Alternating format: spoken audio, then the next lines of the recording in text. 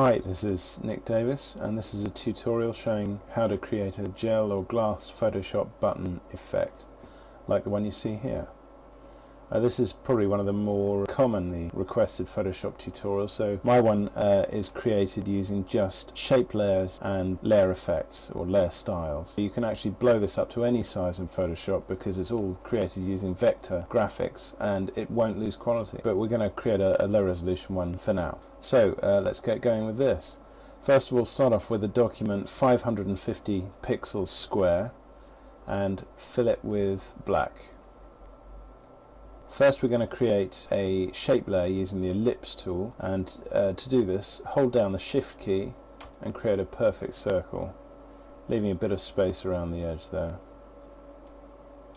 The shift key of course constrains the proportions so that it creates a perfect circle. If you don't hold it down then you'll create an ellipse like this. Let's just undo that. So now select the move tool, select all, and then in the options palette you want to click the align horizontal centers and align vertical centers to center the circle within the canvas. So there we go. Now deselect by going select, deselect, and now we're going to duplicate this layer twice. We need 3 shape layers to create this effect. To do that, just drag the layer down to the create new layer icon down here, 1, 2, and hide the top 2 layers. Select the bottom layer, and now we're going to get going. The first thing we're going to do is create this metal base that the button sits in. So to do that we're going to start with the lower layer selected, click on the add a layer style button down here and select stroke. The settings for the stroke are going to be 30 size, position is going to be center, the fill type is going to be gradient, and the angle minus 90 degrees. Click on the gradient, and we're going to edit this here. I saved some gradients earlier on, and what you want to do is replicate this as closely as possible. If you want to add points, just click here to add and drag them off to delete. So here we've got a grey, a white, a grey, a black, and then a blue over here. Click OK, and you'll end up with something that looks like this. Next we're going to select bevel and emboss. The style here will be outer bevel. The depth 190%, direction up, size 6 pixels, uncheck use global light, and change the angle to 90 degrees and the altitude to 15 degrees. Then we're going to click on this gloss contour button here, and we're going to select ring, and if you hold the cursor over these they will name them, and we're going to want ring. The highlight opacity should be 100% and the shadow mode 100% as well, and then we're going to click OK. So now you can see this nicely beveled base. This inner part here will be hidden once we get underway with the glass. Now we're going to create the glass button, and to do this we're going to select the middle shape layer here and make it visible. Select the layer styles button and stroke.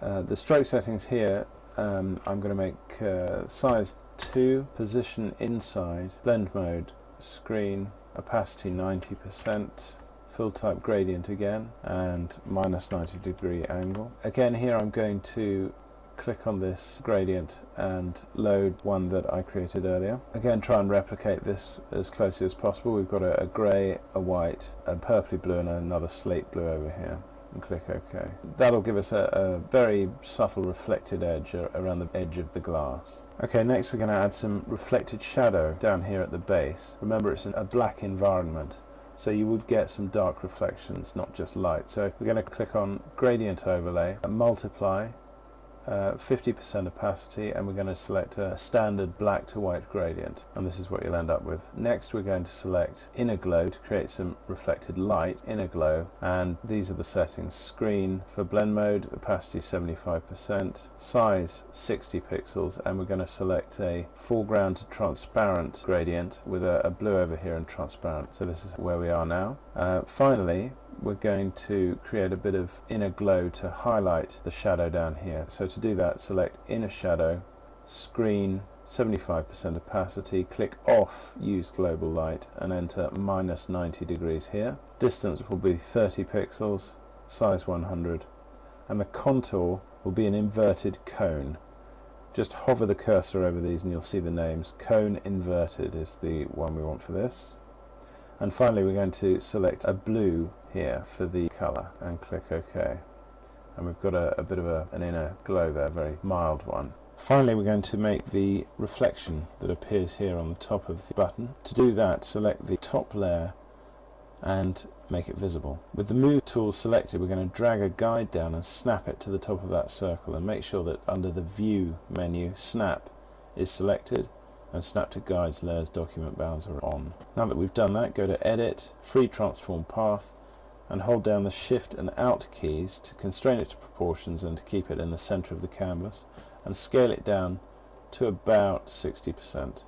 Then press shift and drag it up to snap to that guide that we just created. When you're happy, press return. The layer blend mode here should be screen, and we're just going to apply one style, which is gradient overlay. And here we're going to make the blend mode screen, and we're going to have a blue to white gradient. Again, I created this earlier, standard linear gradient, and going to just take the opacity down to 80%, and we're done with that. Now what we have to do is just blend that reflection into the button. To do that, we're going to click on Add Layer Mask, and a layer mask will appear, and you'll see the foreground background colors revert to white, black. Click the gradient tool, and in the options palette make sure you have a linear gradient selected and that reverse is unchecked. Then position the cursor near the top of the circle, just inside it. Click and shift to constrain it to the y-axis and drag it down and release. And in the layer you'll see the mask has taken on the attributes that you've just given it. And there you have it, a nice glassy looking button. Now there is one final optional step that you can take to give it a bit more depth, and that is select the middle shape layer and double click the little layer styles icon there to bring up the dialog box. What we're going to do is select satin, but we're going to make the blend mode multiply, color black, opacity 100%, angle minus 90, distance 180 pixels, size 250 pixels.